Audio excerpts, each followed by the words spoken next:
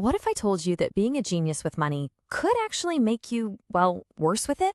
Today, we're going to dive into the core lessons from Morgan Housel's incredible book, The Psychology of Money. And we're going to find out that financial success isn't about what you know, it's all about how you act. So, let's start with the big question. What's the real secret to getting rich?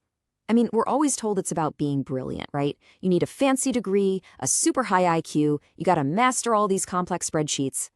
But what if the answer is way simpler? What if it's hiding in a skill we all have, but very few of us actually master? To answer that, let me tell you a real story that's a total head-scratcher. On one side, you have Ronald Reed, a janitor who quietly saved his way to an $8 million fortune. On the other, you have Richard Fuscone, a Harvard-educated finance executive who went completely bankrupt. How does that even happen?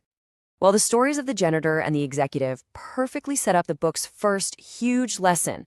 Managing your money isn't a hard science like physics or chemistry. Nope, it's a soft skill, where how you behave is way, way more important than how smart you are.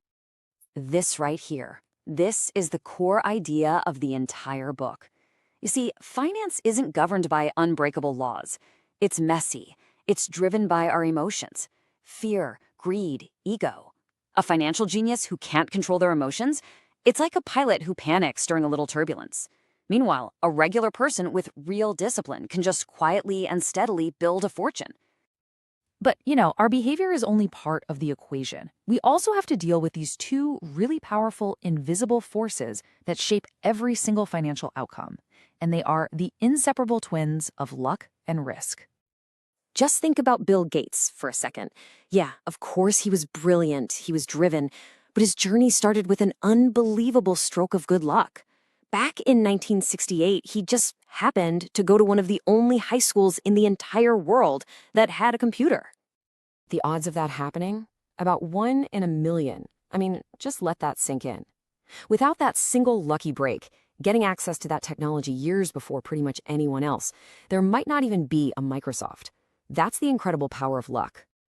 But for every story of good luck, its twin risk is always right there, lurking around the corner. Gates had a best friend named Kent Evans. They were equally smart, equally ambitious, and they had this shared dream of building a company together. Evans was absolutely on track to be a co-founder of Microsoft. And then, tragically, Kent Evans died in a mountaineering accident before they even graduated. The odds of something like that happening? Also about 1 in a million. So you have one friend who gets a 1 in a million lucky break, and the other gets a 1 in a million tragedy. They are two sides of the exact same coin. And the takeaway here is huge. When you see someone who's wildly successful, just remember it's not all skill. There was definitely some luck involved. And when you see someone fail, remember it's not all because they messed up. They might have just been on the wrong end of risk. It really forces you to be a little more humble and a little more forgiving. Okay, this leads us to one of the most dangerous psychological traps in all of finance, the moving goalpost.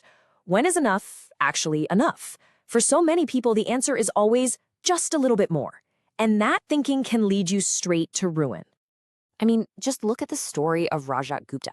This guy rose up from poverty to become the CEO of McKinsey. He had a net worth of $100 million. He had everything you could possibly want. But he wanted more. He wanted to be a billionaire. And so he risked it all on insider trading and ended up in prison. Warren Buffett just puts it perfectly. People like Gupta risked what they had and absolutely needed, their reputation, their freedom, for something they didn't have and didn't need at all, just more money. And that is a fool's bargain every single time.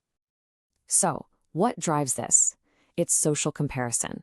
It's that little voice in our head that looks around and says, well, they have more. But there will always be someone with more. The only way to win this game is to just refuse to play. You have to define your own enough. Because if you don't, you're just stuck on a treadmill to misery. All right, so let's say you've avoided that more trap. You're building wealth. Awesome. But now you face a completely new challenge. Because getting rich and staying rich, they are two totally different skills. Getting rich takes optimism, it takes risks, but staying rich, that requires the exact opposite. Let's go back to Warren Buffett. We all know he's a legendary investor, but here's the statistic that is just absolutely mind-blowing.